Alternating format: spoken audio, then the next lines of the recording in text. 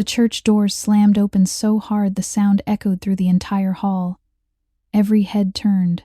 Standing in the doorway was Adrian Russo, tall, broad-shouldered, dressed in a perfectly tailored black suit. His expression was calm, but the tension in the room thickened instantly. Even the priest paused mid-sentence. People whispered nervously, because everyone in New York knew that name. Adrian Russo wasn't just wealthy. He was power, a man whose presence alone could change the temperature of a room. And today, he was the groom. At the altar stood Emily Carter, clutching a bouquet so tightly her fingers had turned pale. Her cheeks were flushed, her breathing shallow, and the white wedding dress seemed to make her even more aware of the way people were staring at her. She shifted nervously, trying to ignore the whispers. Why would a man like Adrian Russo marry her? She already knew the answer, because he had no choice, and neither did she. Adrian slowly walked down the aisle. His footsteps were measured, steady, but inside his mind, things were far from calm. 3 days ago, he had never even met Emily Carter. 3 days ago, his life had been exactly the way he liked it, controlled, powerful, untouchable. Then Marco DeLuca died, and everything changed. 3 days earlier, the hospital room smelled sterile and cold. Machines beeped softly beside the bed where Marco lay weak and pale. Tubes ran from his arms, and the once energetic man looked like a ghost of himself. Adrian stood beside the bed with his hands in his coat pockets, staring at the floor. He hated hospitals. They reminded him that even powerful men couldn't control everything. Marco opened his eyes slowly. Adrian? His voice sounded like sandpaper. Adrian stepped closer immediately. Mary. Marco forced a small smile.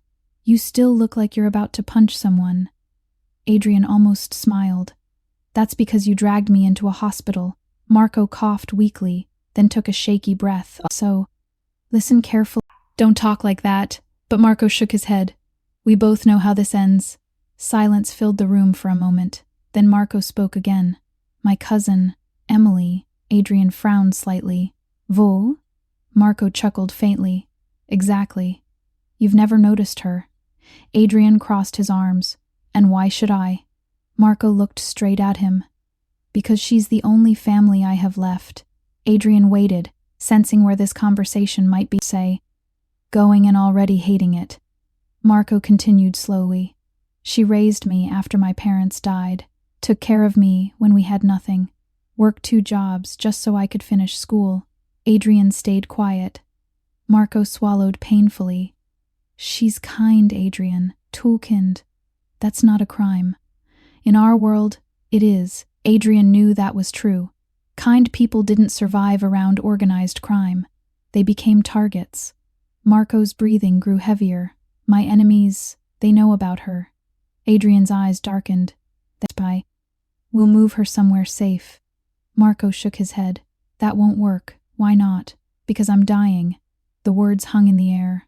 If I die, Marco continued, they'll look for leverage. Someone to hurt. Someone to punish. Adrian understood immediately, and he didn't like where this was heading. Marco grabbed his wrist weakly. Marry her. Adrian's expression hardened instantly. No. Marco exhaled slowly. You didn't even think about it, because the answer is still no. This is the only way to protect her. Adrian pulled his hand away. There are other ways. Marco's eyes sharpened despite his weakness. No, there aren't. Silence stretched between them.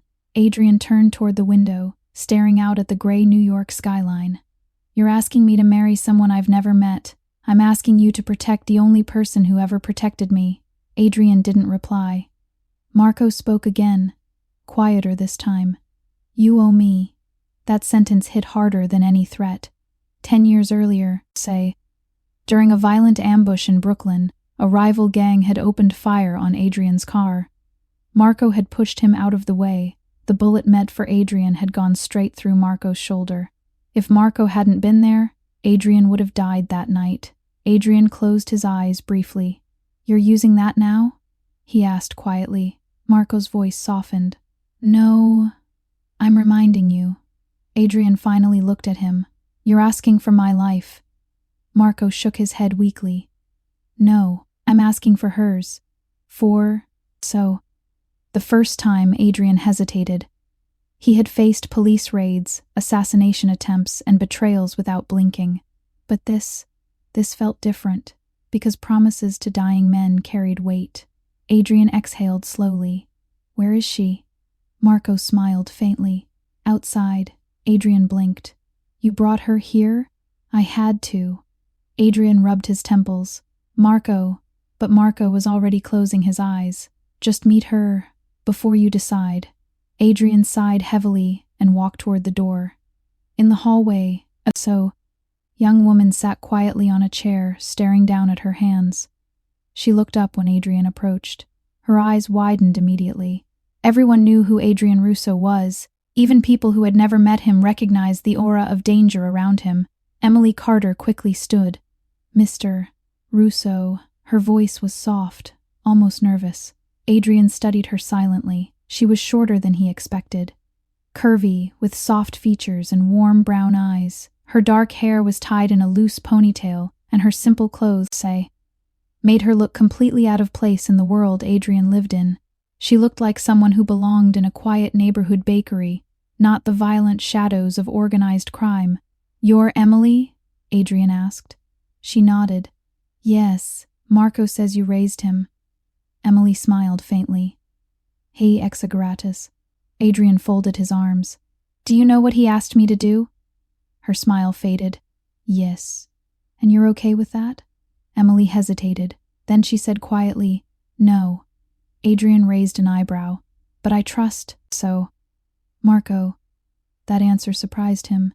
You'd marry a stranger because your cousin asked? Emily looked straight at him. Marco saved my life once too. Adrian paused. Veen? When I had nothing, she said softly. He gave me a reason to keep going. Adrian studied her face carefully. There was no greed there, no manipulation. Just sincerity, and that made things more complicated. Inside the hospital room, the heart monitor suddenly beeped louder. Adrian turned immediately. Emily's face went pale, so. Both of them rushed inside. Marco's breathing had grown shallow. He looked at Adrian one last time. Adrian stood beside the bed, and after a long moment, he nodded. Il duit. Marco's weak smile returned. Thank you, brother. 2 hours later, Marco De Luca was dead, and Adrian Russo had just agreed to marry a woman he barely knew. Standing now at the altar, Adrian glanced at Emily again. Her hands were trembling. The priest cleared his throat. Do you, Adrian Russo, take Emily Carter to be, your lawful wife? The room held its breath. Adrian looked into Emily's nervous eyes. Then he answered calmly, I do. He had made many dangerous decisions in his life, but somehow, this one felt like the most unpredictable of all. The quiet after the wedding felt heavier than the ceremony itself. Guests had left quickly, whispering behind polite smiles. No music played. No champagne glasses clinked. It hadn't felt like a celebration. It had felt like a contract. Now the black Rolls-Royce moved slowly through the late afternoon traffic of Manhattan, rain streaking softly across the windows. Inside the car, silence sat between Adrian Russo and his new wife. Emily Carter sat on the far side of the leather seat, her hands folded nervously in her lap. The wedding bouquet rested beside her, slightly crushed from the way she had been holding it all day. She hadn't expected marriage to feel like this. Strange, heavy, unreal. Across from her, Adrian looked out the window calmly, his expression unreadable. If someone had taken a photograph of the moment, he would have looked completely in control, but his thoughts were anything but quiet. He had signed contracts worth millions without hesitation. He had ordered dangerous men to stand down or disappear. Yet this situation felt unfamiliar, because Emily Carter was not part of his world, and that meant she was unpredictable. Finally, Emily broke the silence. Mr. Husu. Audion. He turned his head slightly. You can call me Pai. Audion. She nodded awkwardly. Okay. Another pause. Do I move in today? She asked quietly. Adrian gave a small nod. Yes. Emily swallowed. Right. The car continued driving. After another minute, Adrian spoke. You can also leave. Emily blinked in confusion. What? If this situation becomes too much, Adrian said calmly, I won't stop you. She stared at him. But the marriage paper can be changed. Emily looked down at her hands again. You made a promise to Marco. Yes. Made one too. Adrian studied her. What promise? Her voice softened. To trust the person he trusted most. The words lingered in the quiet car. Adrian didn't respond, but something about her answer stayed with him. Most people around Adrian spoke carefully, always calculating what they might gain. Emily didn't sound calculating. She sounded sincere, and that was rare. The gates of Adrian's estate opened slowly as the car approached. Emily leaned forward slightly, staring through the window. The mansion was enormous. Stone walls covered in ivy. Tall windows reflecting the gray sky. Iron gates guarded by 2 security men who immediately nodded when they saw Adrian's car. Emily's eyes widened. This is your home? Yes. The car stopped at the entrance. A uniformed driver opened the door.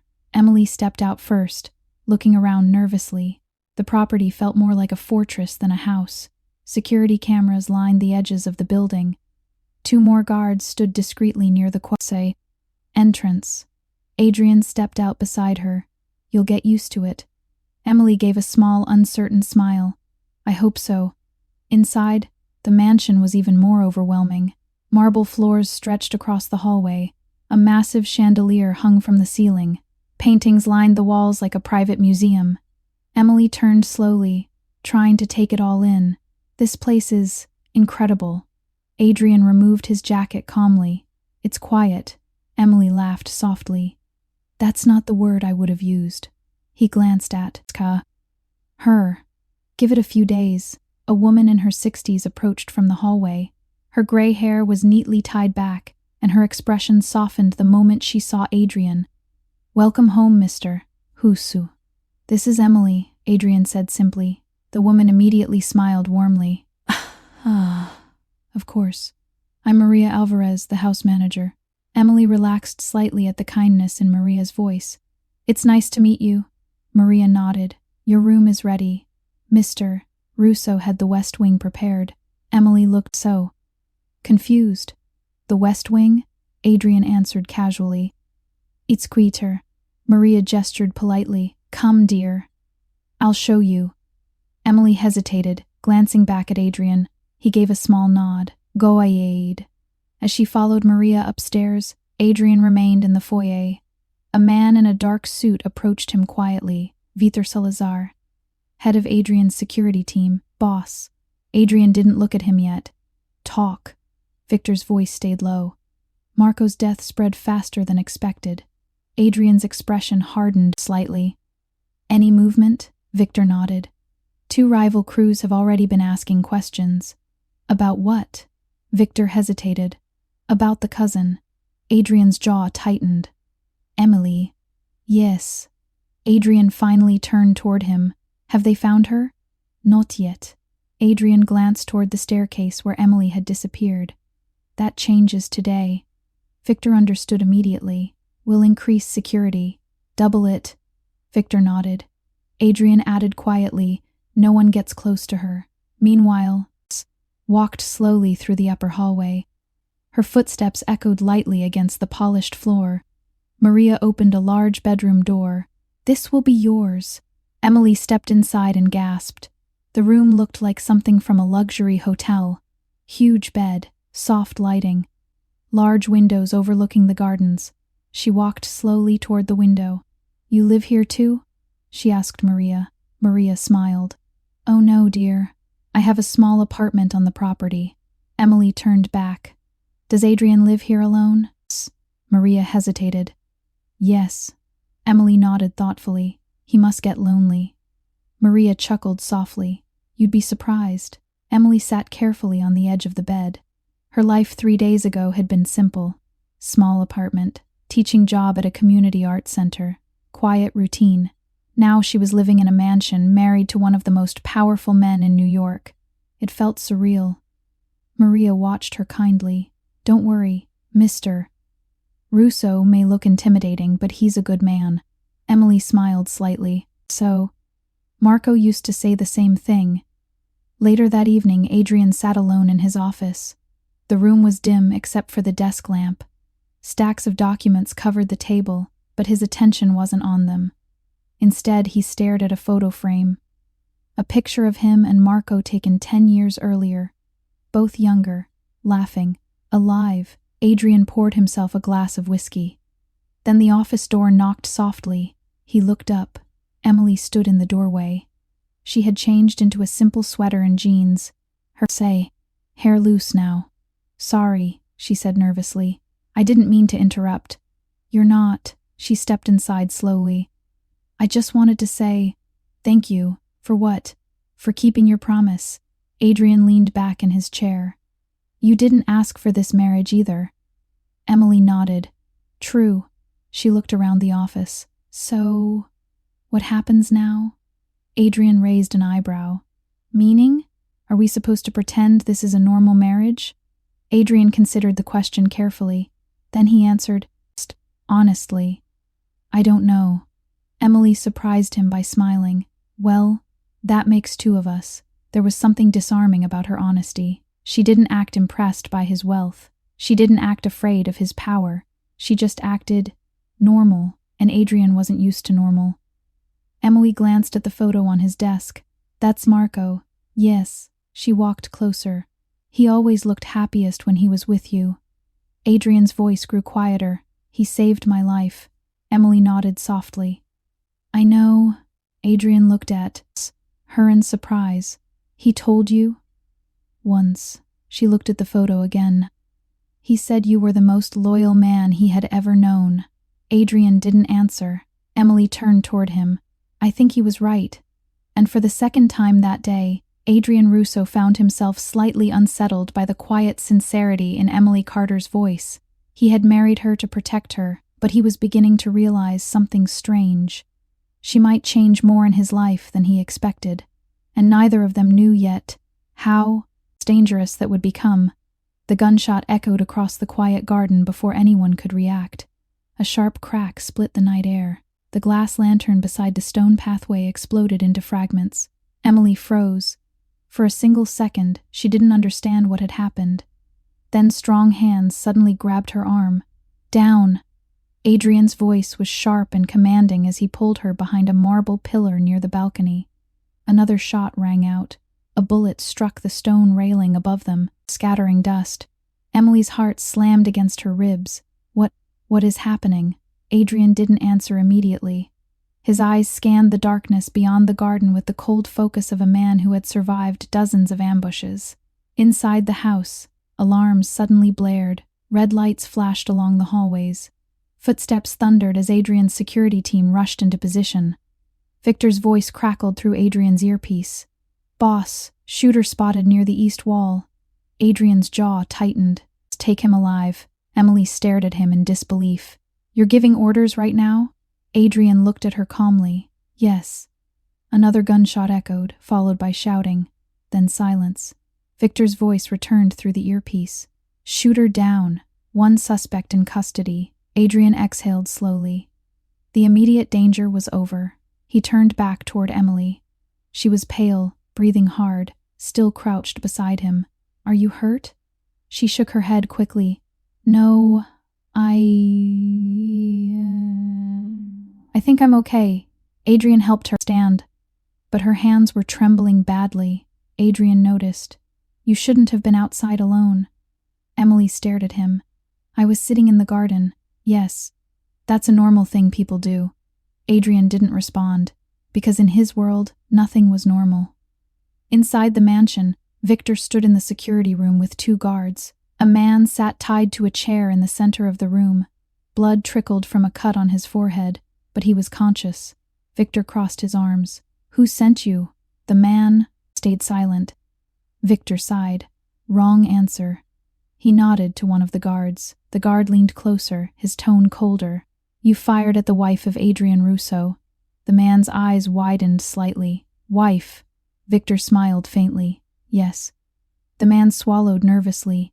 I didn't know she was here. Victor leaned closer. That was your second mistake. Meanwhile, Emily sat on the couch in the living room, wrapped in a blanket Maria had brought her. Her hands still shook slightly. Adrian stood near the window, speaking quietly on the phone. No police, he said calmly. Handle it internally. He hung up and turned back toward her. You should rest. Emily looked at him, still processing everything. Someone tried to kill me. Adrian corrected her calmly. They tried to provoke me. She blinked. What? Adrian walked closer. In this world, attacking family sends a message. Emily stared at him. So, I'm a message now? Adrian paused. Then he answered honestly. Yes. The truth landed heavily. Between them. Emily looked down at the blanket. I didn't ask for this life. I know. Marco didn't either, she whispered. Adrian didn't respond. She finally looked up again. You deal with this kind of thing often? More than I'd like. Emily studied his face. There was no fear in his expression. Only calculation. How do you live like that? She asked quietly. Adrian answered simply. You get used to it. Emily shook her head slowly. I don't think I ever will. Later that night, Adrian walked into the security room. The captured shooter sat slumped in the chair. Victor nodded toward him. He's ready to talk. Adrian approached slowly. The man looked up nervously. Please, I didn't know who sent you. Adrian interrupted calmly. The man hesitated. Adrian leaned slightly closer. You fired into my home. The man swallowed hard. Rafael Costa. Adrian's eyes narrowed. That name was familiar. Rafael Costa had been one of Marco's former rivals, a small-time crime boss who had always resented Marco's power. With Marco gone, Costa probably thought the Empire was vulnerable. Victor crossed his arms. You want us to handle Costa tonight? Adrian thought for a moment. Then he shook his head. No. Victor looked surprised. Why? Adrian's voice remained calm. Because this wasn't about killing Emily. The Tide Man quickly nodded. Yes, exactly, Adrian continued. It was a warning. Victor frowned. And your response? Adrian turned toward the door. Tomorrow. Morning. Victor raised an eyebrow. What happens tomorrow? Adrian's voice turned colder. Everyone in the city learned something important. The next morning, Emily walked cautiously into the kitchen. The mansion felt quieter than usual.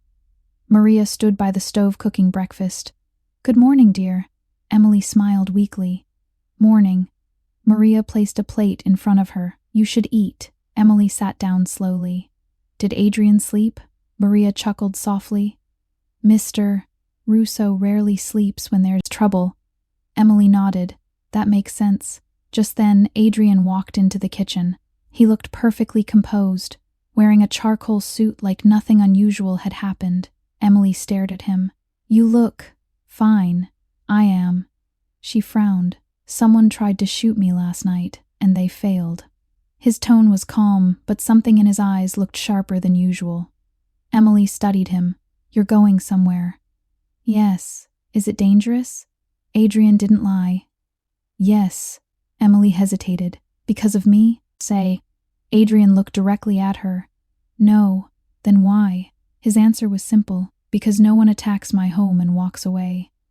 Emily felt a chill. This wasn't the gentle man she had spoken with the night before. This was the Mafia boss people feared. Adrian turned toward the door. But before leaving, he paused. Then he said something unexpected. Stay inside today. Emily frowned slightly. That sounds like an order. Adrian met her eyes. It's protection. And with that, he walked out. 2 hours. So. Later, Adrian stood in an empty warehouse near the docks. Victor and several men stood behind him. Across the room, Rafael Costa waited with 2 nervous bodyguards. Costa forced a smile. Adrian Husu. I was wondering when you'd call. Adrian stepped closer slowly. You sent a man to my house. Costa shrugged. Just business.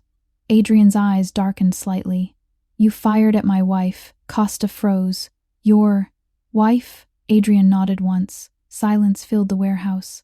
Costa's face slowly paled. Peral. Married Marco's cousin? Yes. Costa realized his mistake too late. Adrian leaned closer. In this city, people respect lines. Costa swallowed nervously.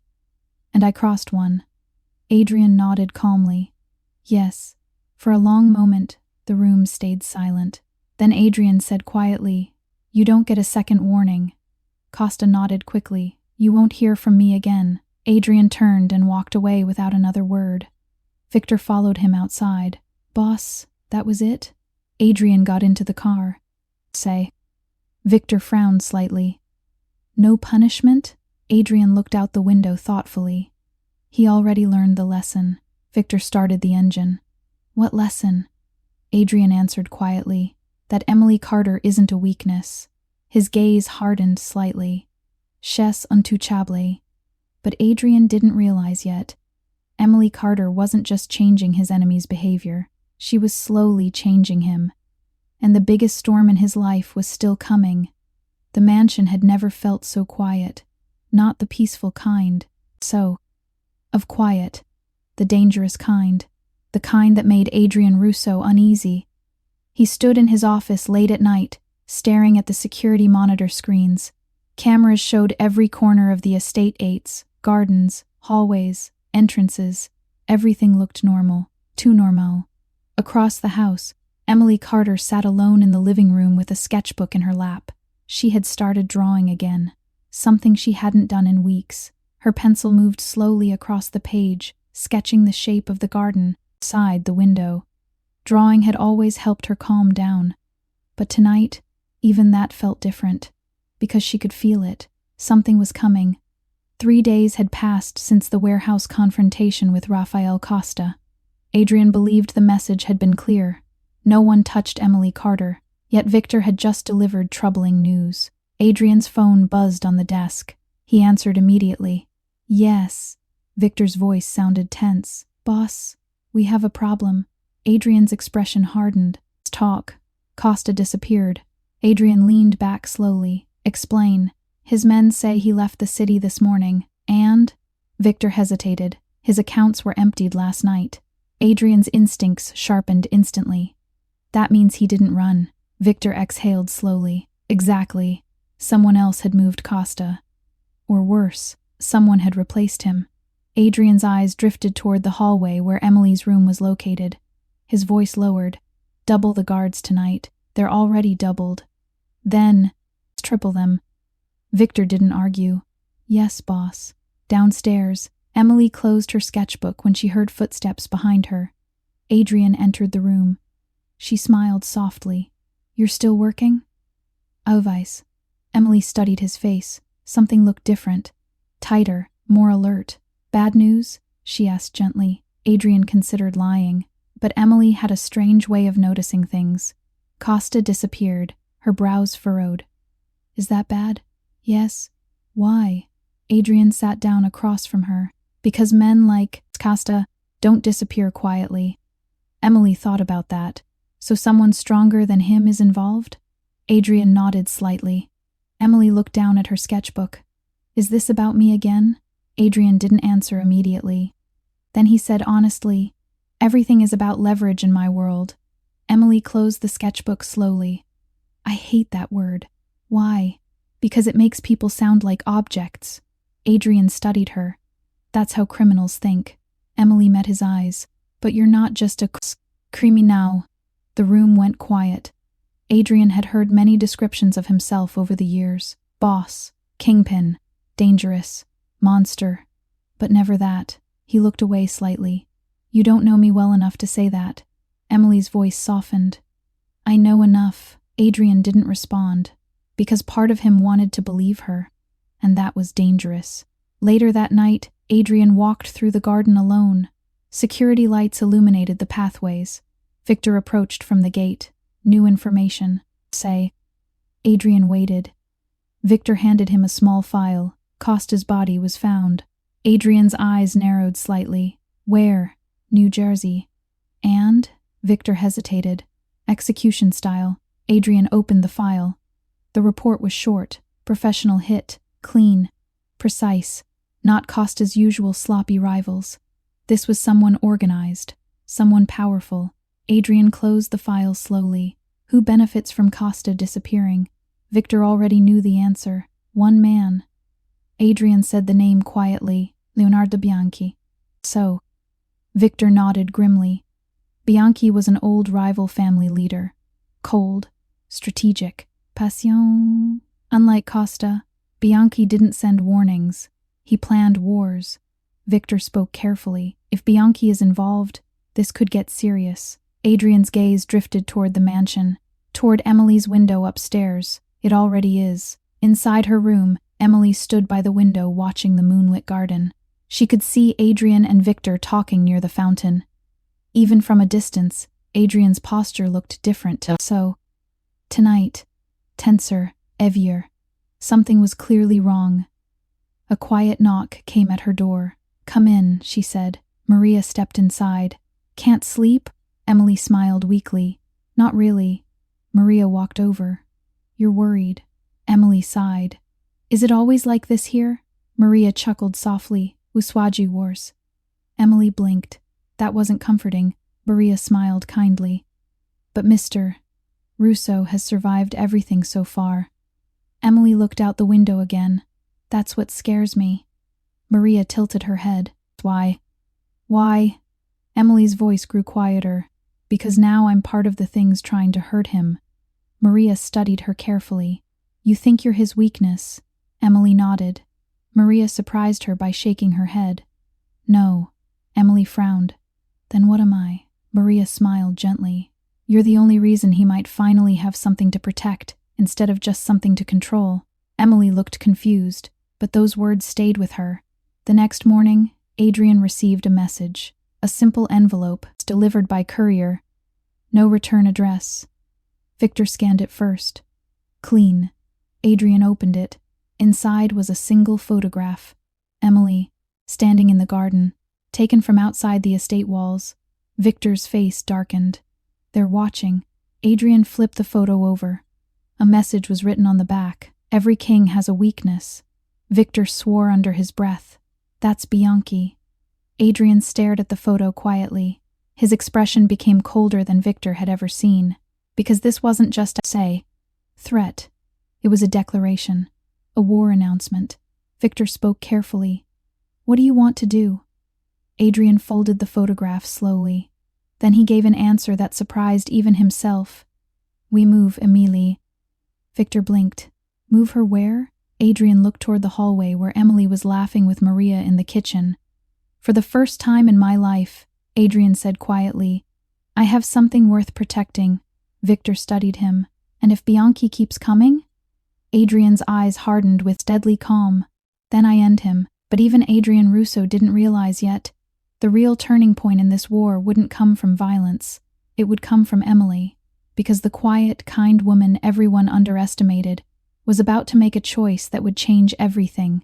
The safe house sat on a quiet stretch of coastline 2 hours outside the city. No neighbors. No curious eyes. Just gray ocean waves rolling endlessly against the shore. Inside the modest but secure house, Emily Carter stood, near the window watching the water. The wind pushed against the glass, and the sky was heavy with clouds. It had been 2 days since Adrian Russo brought her here. 2 days since the photograph had arrived.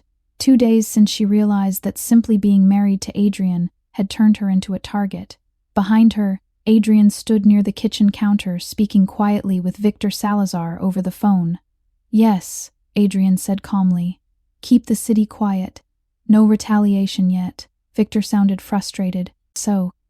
On the other end, "Bianchi is testing us, boss." "I know. We should hit first." Adrian's voice remained controlled. "No." Victor paused. "That's not like you." Adrian looked toward Emily's reflection in the window. "I'm adapting." Victor finally sighed. Understood. The call ended. Adrian walked toward the window. Emily didn't turn around. "You moved me here because of that photo." "Yes." "You think Leonardo Bianchi is watching me?" "Yes."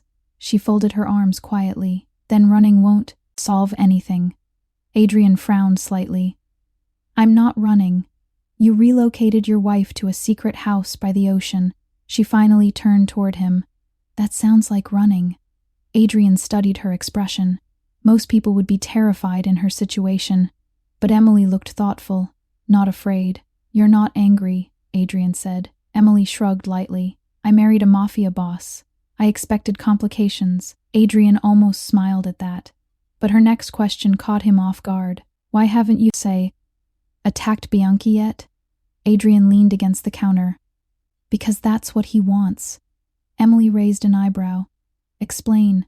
He wants a war, Adrian said.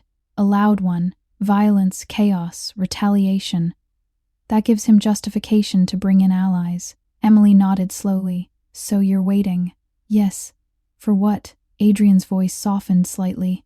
For him to make the mistake. Emily turned back to the window. The waves crashed harder against the shore. Maybe he already did. Adrian frowned. What? So, do you mean? Emily looked at him calmly. He threatened the wrong person. Adrian blinked. You? Emily smiled faintly. No. She pointed gently at his chest. You. Adrian stared at her for a moment. No one had ever framed things that way before. In his world, threats were always about power, territory, money, but Emily saw something else. And strangely, she was right. Back in New York, Leonardo Bianchi sat in his penthouse office overlooking the skyline. He held a glass of wine casually while, one of his men reported. Russo moved the woman. Bianchi smiled slightly. Good, so the threat worked. Bianchi shook his head. No. The man looked confused. Then what was the point? Bianchi leaned back in his chair. I wanted to see if Adrian Russo was capable of love, and... Bianca's smile widened slightly. He is. The man frowned. Why is that useful? Bianca's voice turned colder. Because men in love become predictable. He placed the photograph of Emily on the desk. Now we know where to strike. 3 nights later, Adrian's phone rang at 2:17 a.m. He answered immediately. Victor's voice sounded urgent. Boss. Bianchi moved. Adrian sat up in bed instantly. Where? 3 locations. Simultaneously. Adrian frowned. Explain. He hit 3 Russo businesses tonight. Adrian's eyes hardened. Casinos. Warehouses. Clubs. Not deadly attacks. Just damage. Warnings. Emily stirred slightly beside him. Everything okay? Adrian ended the call. No. She sat up slowly. What happened?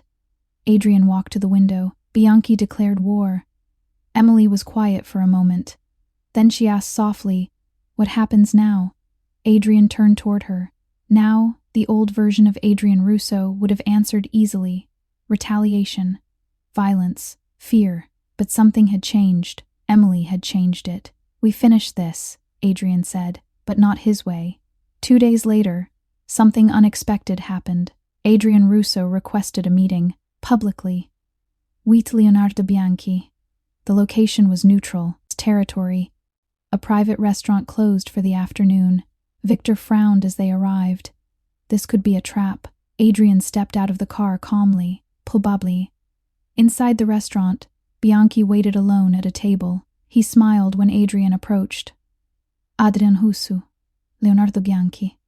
They sat across from each other. For a moment, neither man spoke. Then Bianchi laughed softly. You surprised me. How? I expected revenge attacks. Adrian leaned back calmly. You expected war. Yes. So. Adrian nodded once. And you were disappointed. Bianchi smiled. Perhaps. Adrian placed something on the table. A folder. Bianchi opened it. Inside were documents, bank transfers, property deals, hidden partnerships. Bianchi's smile slowly disappeared. You've been busy. Adrian's voice stayed calm. You built your empire quietly. Yes, and quietly, I dismantled it. Bianchi's eyes darkened. These are just papers. Adrian shook his head slightly. They're evidence. Bianchi stared at him. Evidence for who? Adrian's answer was simple. The people who hate you more than I do. Bianchi finally understood. Adrian hadn't attacked. He had outplayed him. Financially, politically, Strategically, Bianchi closed the folder slowly. You changed. Adrian stood up. Yes, because of the woman. Adrian didn't deny it.